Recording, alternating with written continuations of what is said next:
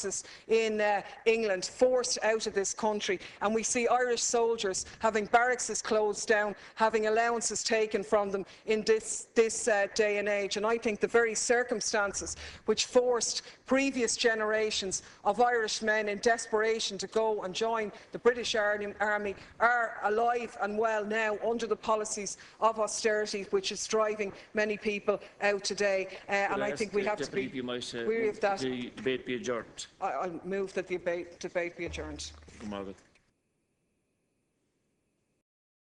Going on to private members' business, and there is 10 minutes remaining in the technical group speaking slot. So,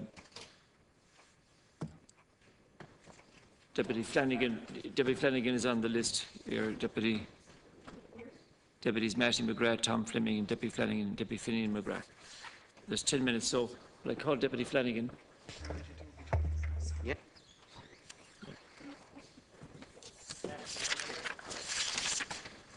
Good. That's good. Apologies for being held up. Good. I'll do my best to stick in that time. You remind me when I have 2 minutes used up. First of all, I want to compliment the proposers of this motion tonight and thank them, because it's a very, very worthy motion, and I believe, you know, we're going to have to look at this issue because more and more people, obviously, we're getting to be a growing older population, and obviously by extension a sicker population, and we're going to have to examine this. Because there's many areas in, you know, and we talked about it in the last government as well, about generic drugs and costs there, but the costs, and I am a victim of myself. I went to a hospital in this city last Tuesday, and I'm paying health cover 20 years. It's a private hospital, obviously. I had to be rushed in, but thankfully I came out the other side. But I had a nice little bill of €395. My insurance didn't cover it. Told I had to go back for a scan, and that'll be costing me $700. Doesn't cover it either. I'm paying health insurance for 20 years. So you're getting more and more expensive health insurance and less cover. And on such time as somebody stops the racket that's going on here, and the abuse, and the extortionate charges that are being charged by a wide range of people, including consultants, to the health care company, they're blaming that. But they can't just keep, I don't know how many increases we've had in the last 2 years. I'm sure it's been alluded to by the Fianna Fáil spokesman and others, the movers of this motion, but we're going to have to deal with it. We're going to have to grasp the nettle because it's exorbitant, the charges, and we're promised so much governance and so much difference by this government before the election, and we're promised a new era and transparency and openness. But we have a minister that's compromised because he's involved himself in private health care. He's involved in my own county in a private nursing home. So I said it before, and I thought the Taoiseach would have changed him, because when he was, and he's a man should understand the brief, and he does, and eminently qualified. I won't challenge his rights that way, but he's interested in it. 1 minute to go. Sorry? 1 minute. Good. He dealt before on behalf of his colleagues with the government in striking lucrative deals for a group of people in his own profession. So now we have him here, and he's involved in property speculation. He's involved. He's the man in charge of HSE. HSE employ HICWA. Closed down a nursing home in my county. They terrorised them literally, persecuted them. And when I went digging and asking questions, only one fleeting visit to a nursing home that the minister has a stake in. So where's that for transparency and openness? And is it jobs for the boys, or is it we do as what we like, not as we say? So I think it's just not fair. I think that what's going on in health insurance is just a racket. It's disgraceful. It's going on in other insurances too. But until we shout halt or someone shouts stop, because people can't afford to pay it, and there are people walking away in their droves from paying the health insurance, and they can't afford it. And the people that are paying, when they go to get cover, they haven't the cover. So the genie's out of the bottle here, and someone better try and examine the situation and deal with it. Good. Deputy Tom Fleming, 2.5 minutes also. The current statistic is that over 200 per day are abandoning our health insurance policies. This is a frightening scenario when thousands of private health insurance holders are experiencing dramatic increases in 2013, with further increases of anything from 20 to 40% in visits. As over 300,000 health insurance customers on the cheapest plans that lose full cover for procedures in private hospitals from April onwards, to comply with the terms of the government's no risk equalisation scheme, the cheaper plans will no longer be able to cover more than 60% for the cost of day case procedure in a private hospital. The Minister's target is to raise an extra 60 million this year by charging all private patients in public hospitals. Based on a charge of €1,000 a night for the private bed compared to €75 cost of a public bed. This is puzzling, to make it mildly, and it is hard to fathom out and equate the vast difference in pricing. There are alarming figures being bandied about regarding costs for some procedures and being carried out on the foot of insurance cover. Some operations are just overnight stay. One overnight stay in a private hospital for anything from up to 1,000 and sometimes over 3,000. These figures has been mentioned, and it seems that this is blatant overcharging, which is pushing up premiums, and this is a huge factor in spiralling premiums also. For instance, for 2011, the VHI revealed that over 30 hospital consultants received more than 500,000 from the VHI. One consultant from his private practice, who was on the VHI earning list and also on a number of other health insurance companies, he earned over 1 million, it seems. A lot of question marks hang over the VHI. In 2005, it had 1.7 million customers. Now it is down to 1.2. Yet its employee number have increased in a steady manner since 2005. The VHI cost base is mainly due to abnormally high remuneration, and increments seems to be the root cause of its insolvency. And at this stage, the taxpayer may be burdened by its. The European Court of Justice has ruled recently that Ireland is in breach of its EU obligations by the VHI being exempt from being regulated by the central bank. And I would just like to say here that the VHI has been allowed to mismanage its affairs. It's been propped up, and the Minister will have to urgently intervene at this stage and put a halt to the anomaly where competitors are subsidising the company for far too long. It is left unchecked, is heading for an increasingly expensive health insurance premium, and it will accelerate rapidly the thousands opting out who are further pressurised with stretched household budgets to keep up with rising costs. Deputy Luke Flanagan. Thank you, Las Cahirlock. The current system of healthcare that we have in this country is similar to the system that they operate in Legoland and Disneyland to decide who gets to use it next. I had the unfortunate experience of going to Legoland a couple of years ago with my children, and I discovered that basically you got to queue for hours and you got a few minutes on the ride. But there was a way around that. You could, if you were rich enough, you could skip by the queue of people if you had the neck, and if you didn't mind as an adult skipping by children to go on a ride, you could actually do it. Now, frustrating and all as that was in Legoland, it really wasn't that serious. But I personally could not, with any bit of conscience, pay my way ahead of anyone else. And I personally have adopted that philosophy when it comes to our healthcare system. I don't have insurance.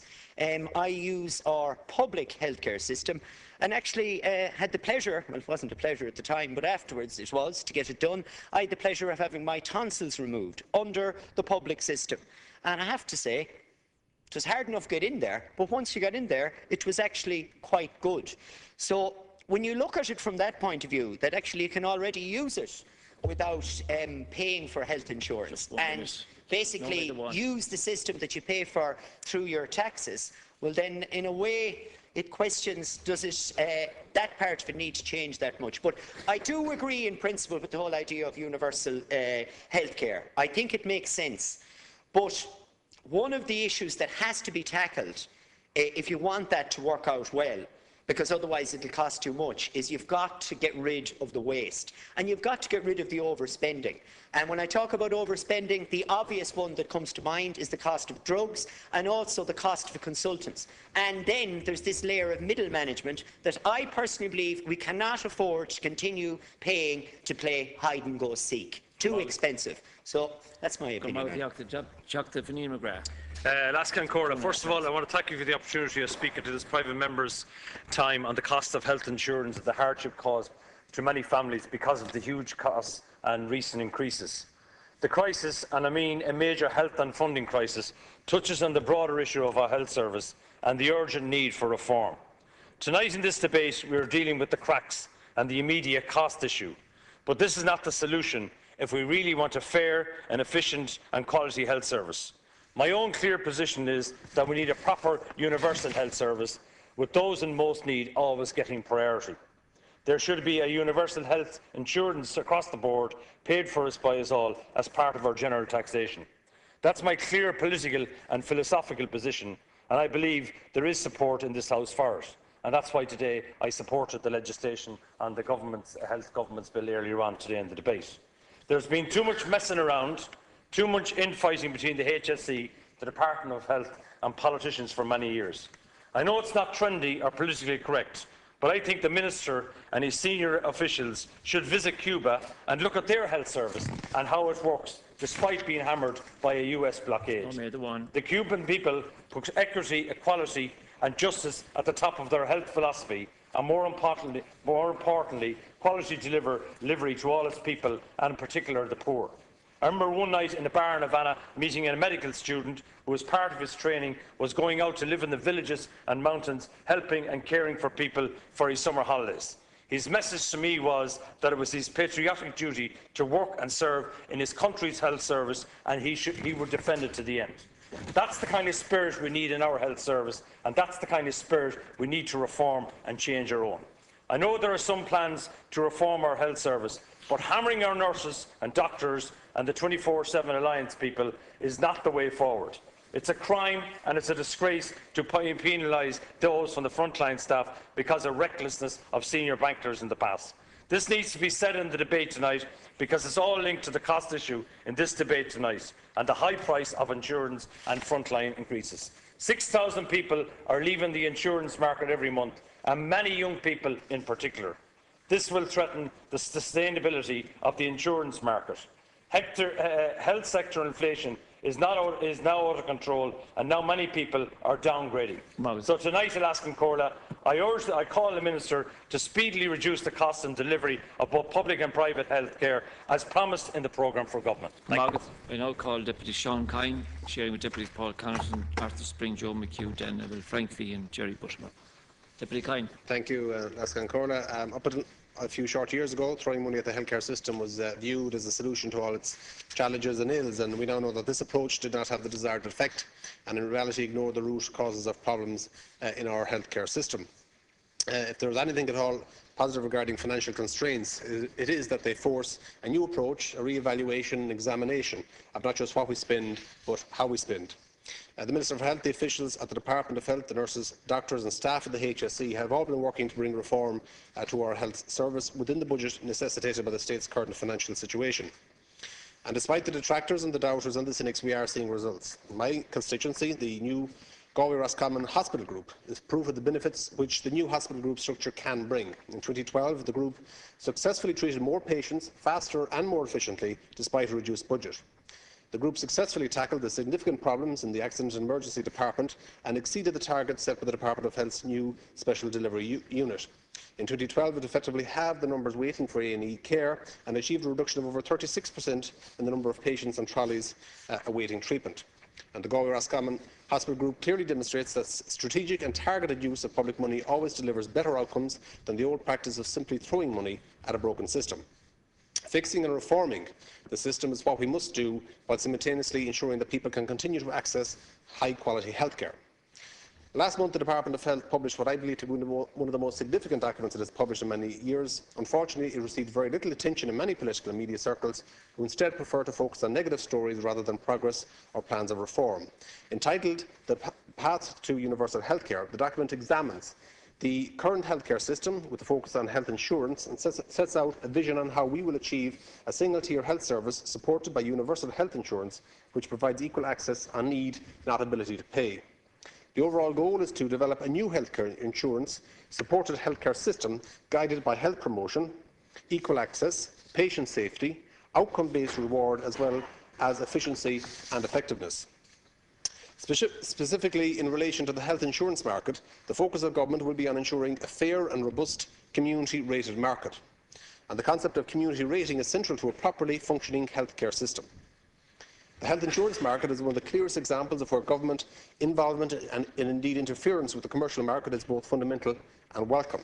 It is, put simply, positive discrimination which ensures that our citizens can access affordable health insurance regardless of age, gender or health. No, me the one. Yeah.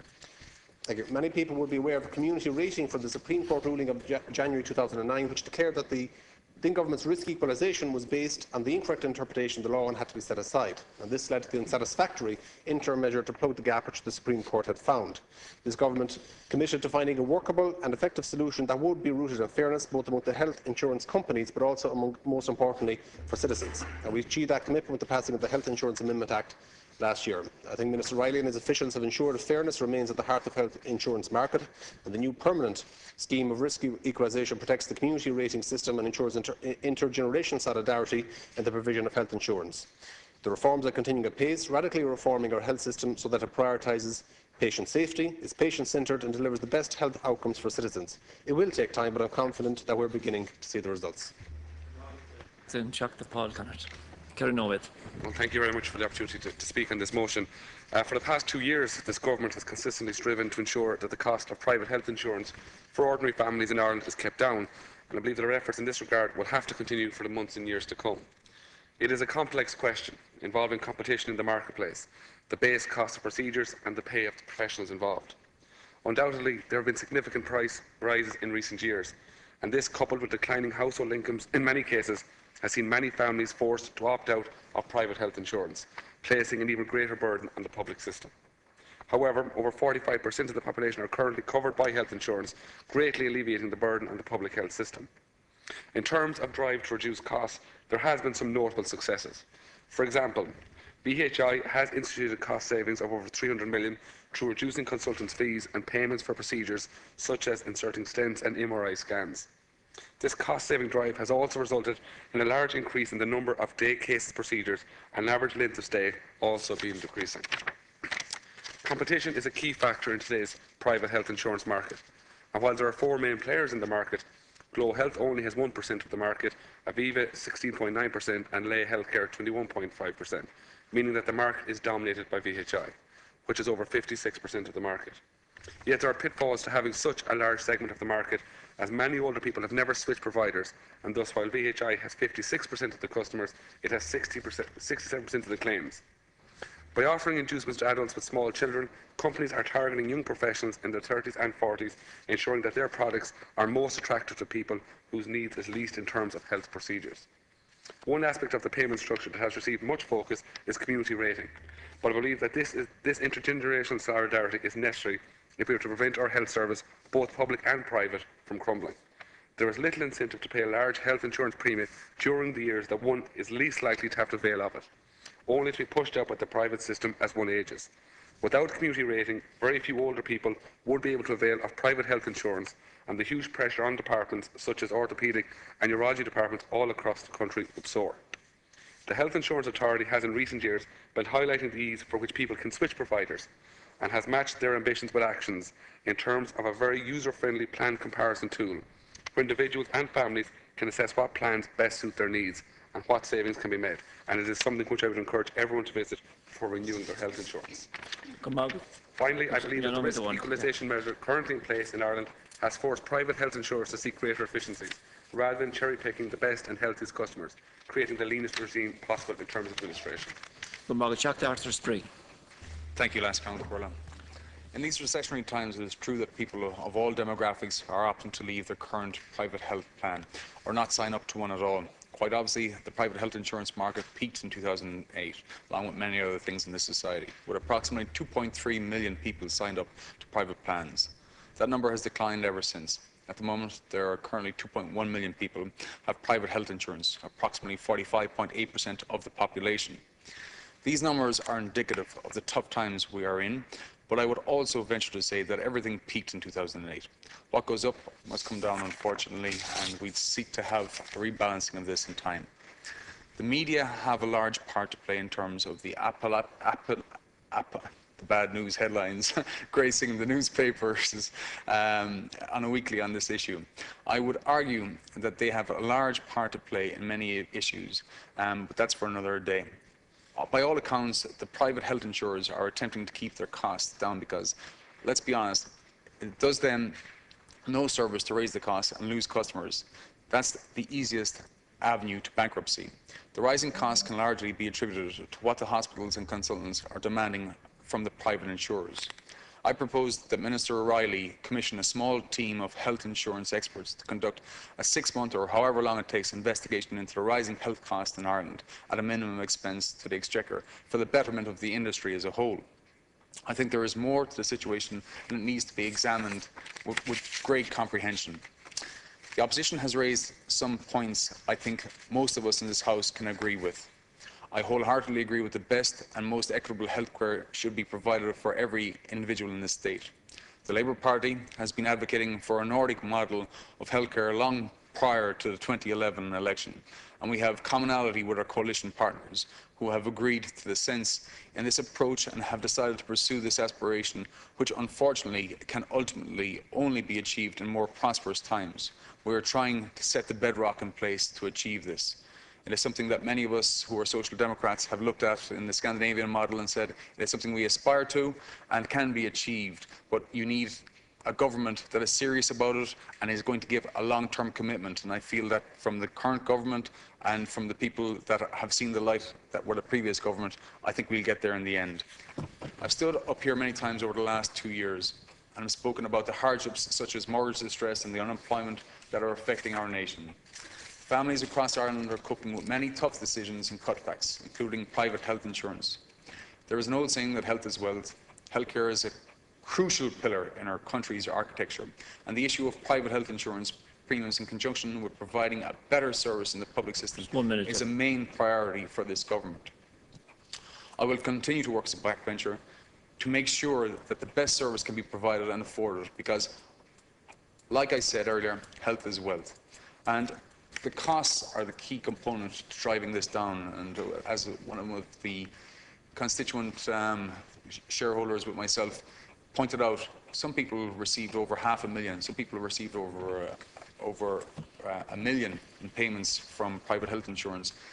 There's also stats there available to say that a public health bed can cost €75 a night, whereas a private health bed can cost up to €1,000 a night. And 56% of the market is held by VHI, yet 80% of the costs go towards VHI because the majority of older and sicker customers are in that company at the moment. We need to have an equalisation. The path to a universal healthcare system needs to be pursued, and it needs to be done on an equitable basis over a number of years to the betterment of all society. I now call Deputy Dan Neville. I welcome an opportunity to contribute to this debate. And I just want to deal with one specific issue, and that's in relation to private health insurance and those who are hospitalised because of psychiatric ill health. There are a few issues around this that are quite concerning. In fact, often the public patients have a better opportunity of recovery in the longer term than those who enter private institutions, even though those do very good work. Now, one of the things that is extreme concern is the follow-up after discharge from a private hospital. These don't have connectivity with the HSE, and there is no community-based aftercare system of the HSE involvement in that situation, and it can be patchy how the community-based services of the HSE in following up to the discharge of psychiatric patients from private institutions.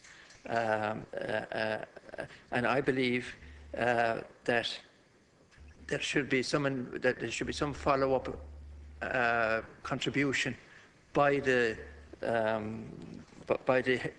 health insurance companies in relation to this.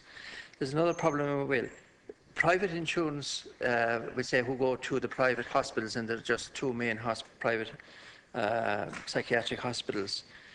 A lot of these people do not have a lot of money. They have insurance, but then the follow-up is to travel back to the private hospital from any part of the country to Dublin and pay for the consultation with the psychiatrist, pay for the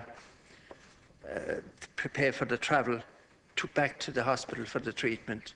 So the follow-up travel and expense is quite significant in relation to many people who access private health care in the psychiatric hospitals. I believe that initiative should be taken to bring three groups together to examine this situation of follow-up after discharge from the private hospitals. I believe the private hospitals should be involved, the HSE should be involved, and the private insurance companies should be involved to examine and determine how those who are discharged from private psychiatric hospitals should how their aftercare after discharge should be taken care of. No, because there is a difficulty there. The other problem that arises is that the fact that the private insurance lasts in a private hospital for 6 months, and then there's a discharge if people cannot privately pay after 6 months, and a lot of some treatments for psychiatric illness is more than 6 months. So after 6 months in a private hospital, the private insurance is terminated. So then you have a situation where, people that can pay, they now need transfer to the HSE hospitals and often back to their communities. And I have brought up some years ago an experience where somebody was discharged in the evening, highly suicidal, from St. Patrick's Hospital. Her mother had to take this lovely 21-year-old student back to Limerick in a train. She was taken into the hospital late at night. Obviously, there was not a lot of investigation. Early next morning, she had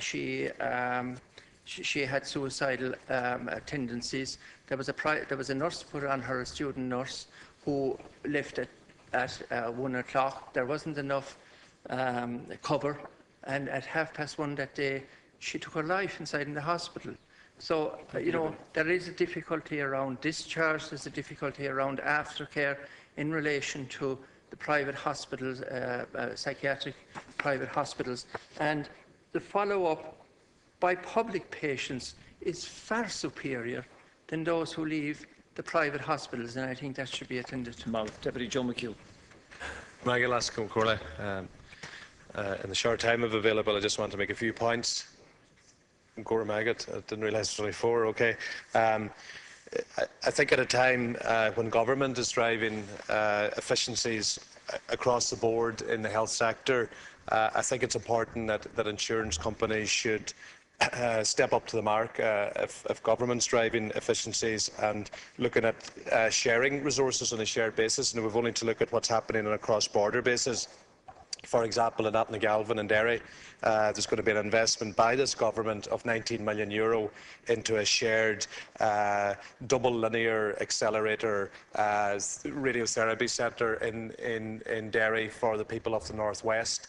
And when you see government working on a shared basis where we're trying to drive down our costs, there has to be some sort of replication at an insurance level. And the question I would have for the Minister is, how does private health insurance cover in these situations where we're going to be working closer on a shared basis in a north-south operation, and similarly for paediatric care, where the Minister is working very, very closely with Edwin Poots' counterpart in Belfast. past with respect to paediatric shared services and looking at Crumlin as a possibility for children with special difficulties in the area of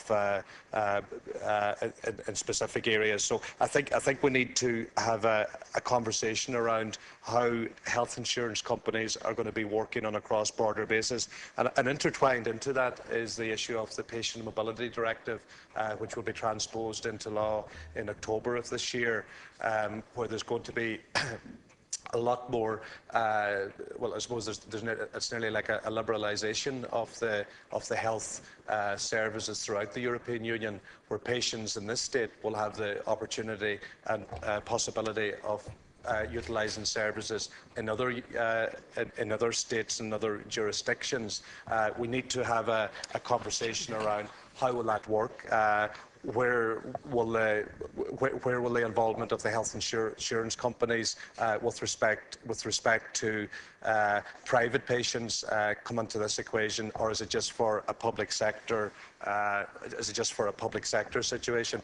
I would also like to raise the issue, and it's the third and final issue in the short time I've available, with respect to and Cahirla, this is an issue and subject close to your own heart. That's regional status for Letterkenny General Hospital, a hospital, as you'll be aware of, that's bringing more and more people through the door. They're doing a lot more procedures. Consultants' workload at Letterkenny is getting bigger by the month, and we're getting a wider participation of patients from outside County Donegal, which is becoming 1 minute left, Deputy. Which is becoming quite a success story. But I suppose under the present regime of extra footfall not being rewarded, but that is the aspiration of the Minister, which I'd like to acknowledge. It's important to state the fact that a hospital like Letterkenny shouldn't be discriminated against just the fact that it doesn't have regional status. And there's one particular issue in the final few seconds that I have, Cahirla. We have an excellent MRI scanning system at Letterkenny General Hospital, but VHI doesn't have a reimbursement scheme in place as it does with Sligo Hospital. Similar services, excellent facilities in both hospitals, but the VHI doesn't have a reimbursement scheme with the hospital. And the question I would like to ask, is that because of the lack of regional status? And I would put it to the Minister to ask the VHI, if it's not in place, why is it not in place? And if it can be put into place, let's put it in place. Thank you. Thank you, Deputy McHugh. Deputy Fian, you have 4 minutes, and I'll indicate when you have 1 minute left. Thank you. Well, first of all, I will be one of these people who agree with universal healthcare.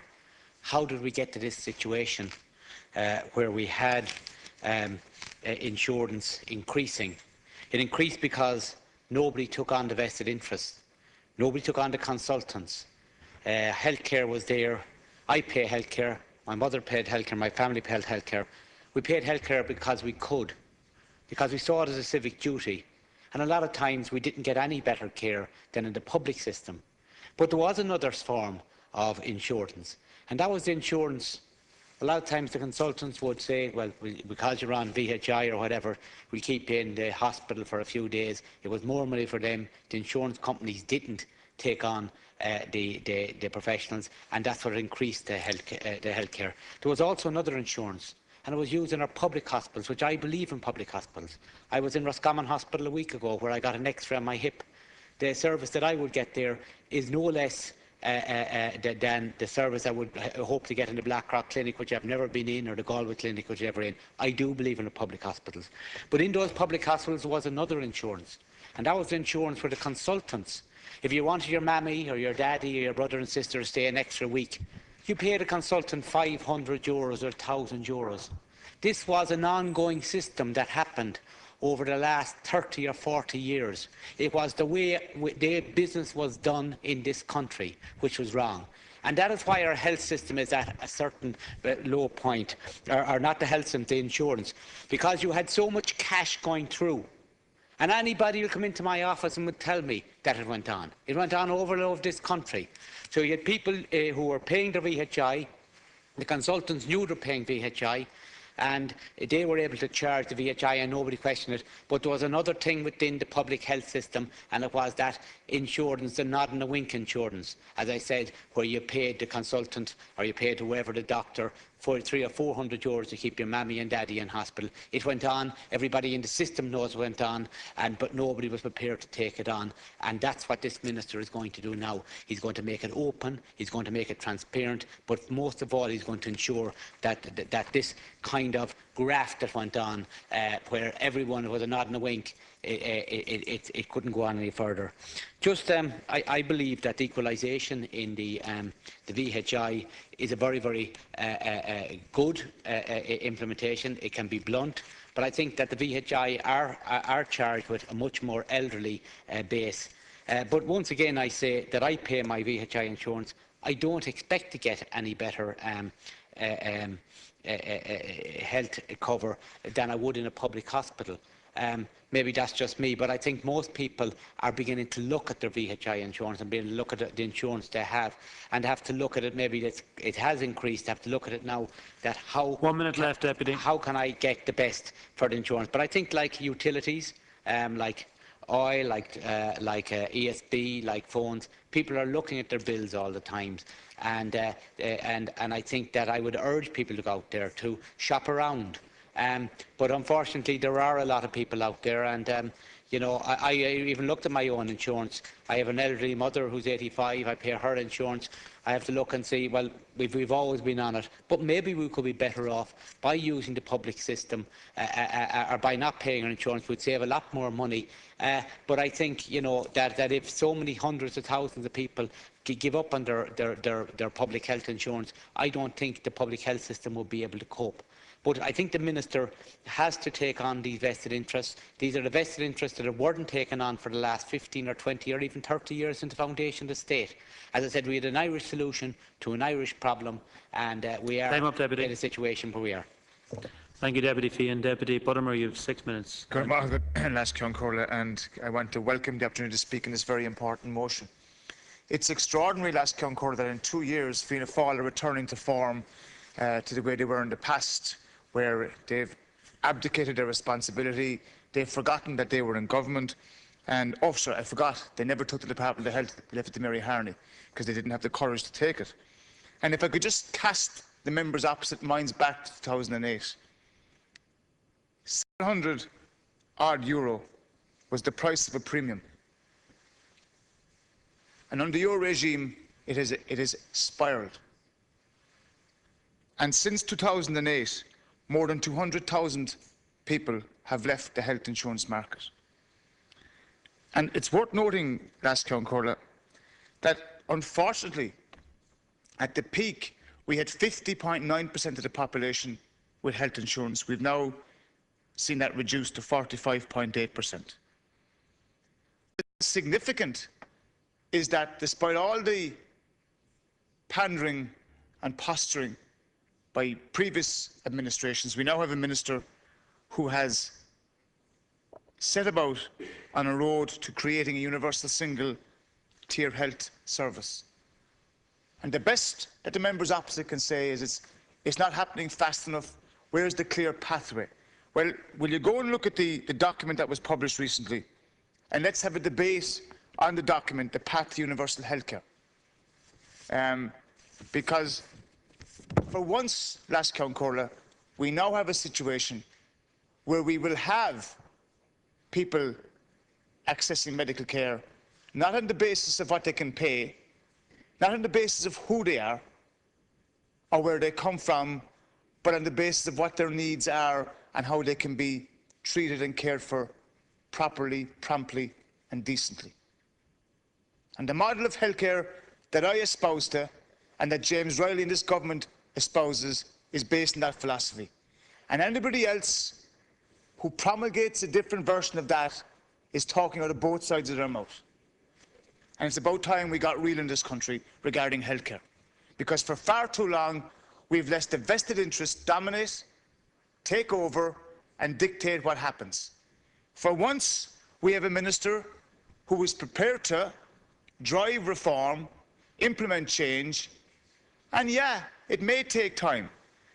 And yeah, It may need us to go to Legoland, Deputy Flanagan, and back perhaps, but I hope on the way to Legoland we can build the blocks that will have a sustainable foundation that won't collapse like the Micheál Martin, Mary Harney model that has left us where we are today. So the most important priority, last Count Corlett, for me is that we look at what the health insurers are doing, because they have a responsibility, every single one of them. And people in this debate have focused on the VHI correctly being the dominant market player, and they must lead that drive to reduce costs. And the biggest question that we have, and that we get, and Deputy Keller made reference to it last night, was in terms of the costs going up. And he's right, they are going up. But this minister is the one minister who has kept consistently saying to the insurers, you must keep your costs down. I know, Deputy, it's tough being over there, but when you were over here for 14 years, you were like a little mouse. You didn't budge, you didn't open your mouth. So please don't now, Deputy Dooley, because I'd be embarrassed if I was you. I'd be embarrassed keeping your record in government, and I wouldn't say too much either. I appreciate you're difficult, you know. I appreciate that. I'm not getting caught up, because what this government and this minister is doing is going to, what the members opposite forget is this. We must never allow the Irish people to forget the fact that you were the people who led us to where we are today. And that, Deputy Dooley, will be your legacy for eternity. So don't forget that. We're doing that. We've seen reform in our health system, and I want to pay tribute to the members who work in our health system. We've seen greater care, greater changes. And let me just give you a couple of changes, Deputy Brown, because I know that you want to hear the changes. You take the Mercy Hospital in Cork. They now have a new admissions policy procedure where people don't have to stay longer in hospital. They can come in the same day for the operation. The South Infirmary Victoria Hospital have reduced the length of stay for knee and hip replacements. They now have a pain management unit. Never heard of before. Cork University Hospital, a new assessment unit. 85 new beds being opened in Cork University Hospital and the Mercy Hospital just this week. Reform in our rostering, changing in our work practices, greater amounts of people being seen, being cared for, and less people on trolleys, Deputy. Less people on trolleys. So many positivity. Order, please, Deputy. Many signs of positivity, which I know you don't want to hear, because all you want to come in and see the bad news, and that's fair enough. That's your prerogative. But let's look at what we're doing as a government in terms of the healthcare system and in the way in which we're driving reform, which is putting the patient at the centre and at the core face of what our health system is about. It's not just good enough, and I'll conclude in this last Corlett, it's not just good enough for the health insurers or the HIA to tell the consumers to shop around. We have over 200 products in the market, price plans. Let's make it simpler. Let's make it more streamlined for the people who want to come in and stay in private health insurance, because they deserve that. We are facing many challenges in the health insurance market, and so are the consumers making very difficult choices. As prices have increased, many have relinquished their policy. But the insurers, last Corlett, have an obligation to stop the spiral of price increases. They have an obligation to work with hospitals and with those involved to reduce the costs, because they have a social objective which they must meet, which is to make it attractive for people to remain and to stay in health insurance. Deputy Butler. Deputy Kitt, I believe you're sharing time, and if you're taking 5 minutes, that Yeah, correct? And could I commend Deputy Kelleher on putting out this motion. I think every member of this House is concerned at the increasing costs involved in healthcare, particularly health insurance companies increasing their premia, and the real concern that 200 people per day are giving up their health insurance. Now, that shows, I think, the crisis of affordability for both individuals and for families. And if all of these health insurance companies are increasing their rates and blame it on inflation, I think that's something I don't think we could accept, because, in fact, these health insurance premiums are significantly ahead of inflation generally, and certainly are ahead of the health sector inflation. So I'm sure, like the Minister, will be concerned at 6,000 consumers leaving the private health sector insurance market every month, and very little incentive there for younger people to take out health insurance, and they are leaving the sector also. And indeed, this is threatening, I think, the sustainability of private insurance for those who remain there. Certainly, many people have downgraded their level of cover, and there is concern that 300,000 holders of lower level plans will face a substantial rise in their health levy. And it's very unfair, I think, clearly, that an individual paying €500 for a lower level plan will now pay the same levy as someone who can pay €4,000 for a higher level plan. But there is not a level playing field there, and I think a lot of concern about this levy that is to be introduced.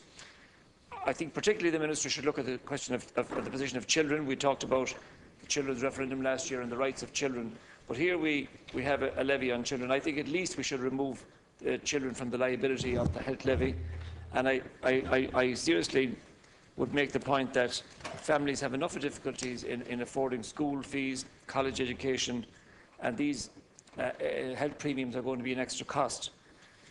The point has been made about the percentage of population with inpatient health insurance now standing at 45.8%. And certainly, if you look at the CSO population figures for April last year, that figure is down from 2008 peak of 50.9%. So obviously, that's a concern. And amongst the under 50s, there was a fall of 122,000. So we should be concerned about that, and also look at encouraging younger customers into the health insurance market, not having obstacles in their way. Last year, the League of Credit Unions found that nearly 1 in 10 adults with health insurance would abandon policies because they could no longer afford them, and 31% claimed that if prices increased again, they would follow suit. And I noticed an article by Charlie Weston in the Irish Independent last December, where he talked about an increase of almost 50% under a scheme that the Minister was devising. So if these experts on health insurance say that the Minister's plans will lead to a higher premium payment for families, I think we should take note of that, and also try to deal with these with the increase in the hikes of premium. We've referred to public hospitals charging about €1,000 per night instead of €75 for these beds, and this impact will be very significant. And indeed, I think we'd like to ask the question, why do we never get a breakdown of the €1,000? The changes will have a particular impact because health insurers are not allowed to negotiate the prices charged by public hospitals. And this is in contrast to the situation with private hospitals, where they can demand terms. And in fact, one of the issues that has been raised with me is the fact that is the reluctance of the health insurance companies to get involved and cover in our newer private hospitals. So I hope that 1 minute left, Deputy. I hope that these reports that we have of health insurance companies charging fees, and indeed putting in punitive charges if you actually leave and cancel a policy, that these will be dealt with, because I say, Minister, one family quoted a cancellation fee of €700. So if you have that situation, well, it's very difficult to shop around. And I know the CEO of VHI said people have choices and they can choose wisely and save money if they shop around and switch policies. I don't know if it's quite that simple if punitive charges are put in place. But at the end of the day, the cost of health insurance will have doubled over the last 4 years, at a time when general inflation was very low. And in fact, last year, the inflation in health insurance was 10 times that of inflation in the health sector generally. So I'm calling on the Minister to act speedily, as he said he would, to reduce the costs in the delivery of both public and private health care. Thank you, Deputy Kidd. Deputy Brennan Smith, you have 5 minutes. Thank you, Cahirley. I'm very glad of the opportunity to make a short contribution on this very important motion. And this particular motion put forward by our party spokesperson on health last night, my colleague Deputy Kelleher, it deals directly with the widespread concerns of many families right throughout this country who are struggling to maintain their private health insurance. The dramatic reduction in the number of people paying this insurance has to be a cause of serious concern in relation to overall health provision and the additional funding pressures that will ensue for the health sector in general. The drop of 64,000 people, the drop of 64,000 in policyholders last year demonstrates clearly the loss of revenue And strikingly, according to the Health Insurance Authority, the people leaving the market are the younger and healthier and those with young families. A few years ago, younger people taking out policies were actually growing that insurance market, and that was a very, very welcome development at that time. That was a significant development, with younger people joining, and by definition, of significant value to community rating, which is of critical importance for an ageing population. And community rating must be protected. Now we have a market in decline, losing the very people, the policyholders, who should be the lifeblood to ensure sustainability for community rating.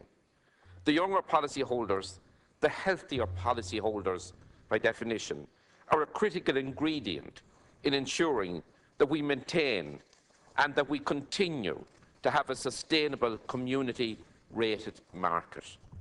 As a society, we need to provide protection for older persons and those in ill or failing health. To ensure that necessary protection, we must have that critical cohort of younger policyholders, and we will not have those younger policyholders unless that age group find health insurance attractive in benefits and also, very importantly, that they find it affordable.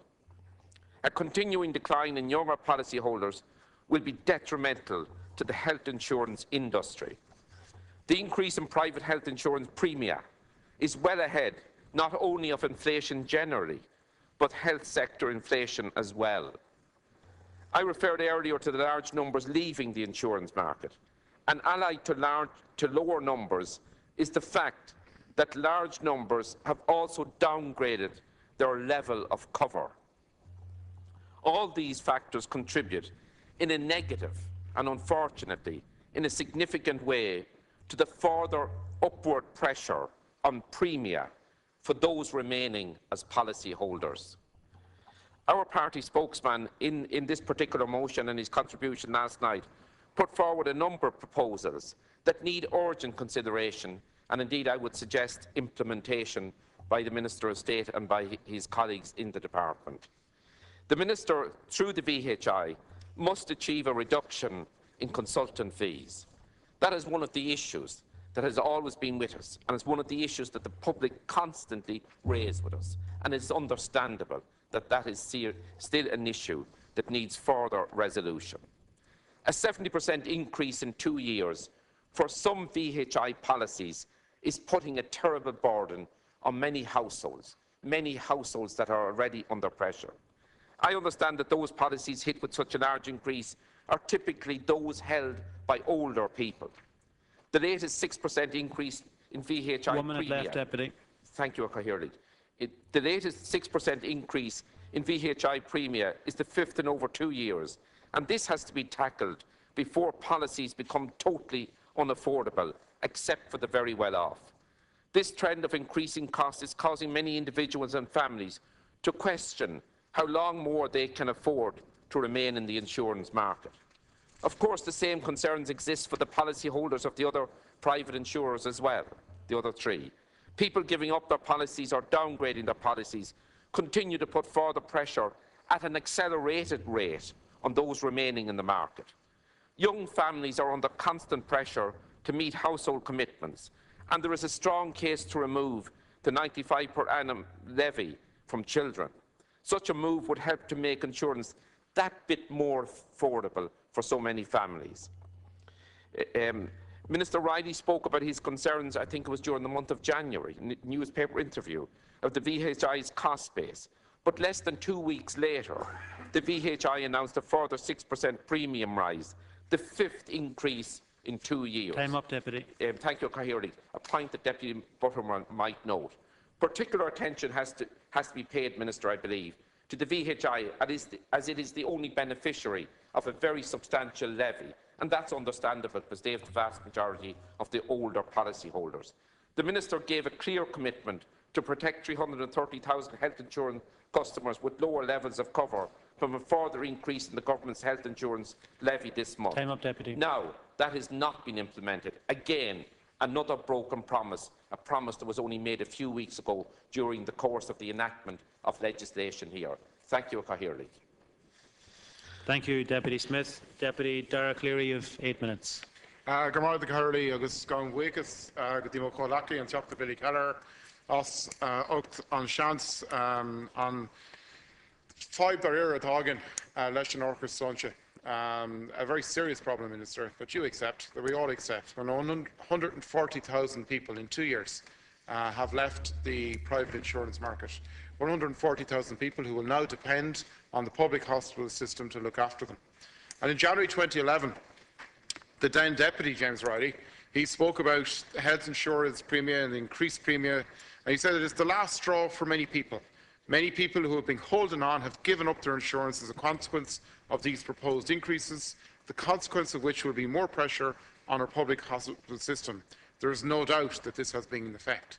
Well, in his tenure as Minister for Health, we've had 140,000 additions to that consequence. And now, he says in March 2012, he defends that. And he says, well, that's the way it goes, and that's part of things that happen. Even though he has a chance, as a minister, to absolutely influence that through legislation. And when he did introduce legislation, it has achieved the opposite of what he intended it to achieve. It has added to the cost base and added to the cost premiums of many of the companies. And in fact, has also resulted in a reduction in the benefits of many of the packages. So that's what his track record is after 2 years. Minister, I know you're only there a few months, so I'm happy to give you a lot more time to try to achieve something on it, in fairness. But we have a serious problem in the market, and we were told initially that competition was going to be the answer to the problem, and the introduction of new market entrants was going to sort the VHI out. Well, the VHI market share is still, in 2011, around 57%. It has only fallen from 66 down to 57 in 4 years. So it is still the dominant player in the market. It is still the player that is being subsidised by the private players in terms of many of its plans and many of its occasions. And we have to look at its modus operandi and its way of operation. When you compare the cost model of the VHI in terms of its running costs, as opposed to the profile of its customer, against those other competitors, it is completely out of sync. Its running costs are considerably ahead of where its competitors are at. And therefore, those running costs are passed on in premium increases and passed on to those of us who are VHI customers. It is using its loyalty within the Irish market to pay off that cost increases, and therefore putting pressure on the private operators in order to do that. The second issue that we have to look at is, and many deputies on all sides have referred to this, the flight from the insurance market of younger people and younger families in particular. And specific attention needs to be paid to that. Why is it that those who, in the case of people with no children, are less likely to use the system, that they're leaving it, they're not even considering having insurance? And God forbid, if they need a system, they then have to depend on a very overstretched public system. Because there's very few incentives for them. And in what we are doing through the legislation passed before Christmas is through extra levies, adding on to the cost to children. You have a direct chance of doing something in this and actually saying to families, yes, we understand where you're at in terms of the running of your household. And in one area we can control the cost of your health insurance through government levies, we will reduce the levy on children or get rid of it altogether when it comes up for payment in a few weeks' time, as a signal of our interest in where you are at as a family and as a statement from this government that we want people to try and have health insurance. Not this kind of advice that's coming from the government benches, shop around, like the Marie Antoinettes that seem to sit on the benches opposite. Shop around and you'll find it. What as Deputy Buttimer, in fairness, said, it's very difficult to shop around when there are tens and tens of different plans. It is utterly confusing, and nobody seems to be in a position to actually explain to the consumer what is in certain plans and what is not in other plans, and give them a chance to actually look and see who is there. So instead of telling people to shop around, let's work with the market and say, simplify your offer. Take away all the frills and things that confuse the marketing and sales of the offer and give people direct information. And do people that favour alone. And that's something that hasn't properly happened. We still have this mirage of plans. People are utterly confused. And unfortunately, in many cases, it is only when they go to use the plan that they realise the deficiencies of the plan. And that's something that needs to be addressed, secondly. Second issue I have with the insurance, and this applies to all the companies, it is the delay in paying hospitals for the services that are being provided. And every time we go to a HSE meeting, to the quarterly meetings, it is pointed out to us that there is money outstanding from various insurance companies to hospitals, to the HSE generally, for services that were provided. And it tends to be a substantial amount. I know in the HSE West, at one stage, it was up around the teens in terms of millions, and much of that had gone back a long time. And that's because there were disputes over forms and the filling of forms, because consultants wouldn't fill out forms properly. And that is not right. And that means that beds have to be closed, the services have to be withdrawn from companies who have the money and won't pay it. And that is an issue that these companies need to take on board.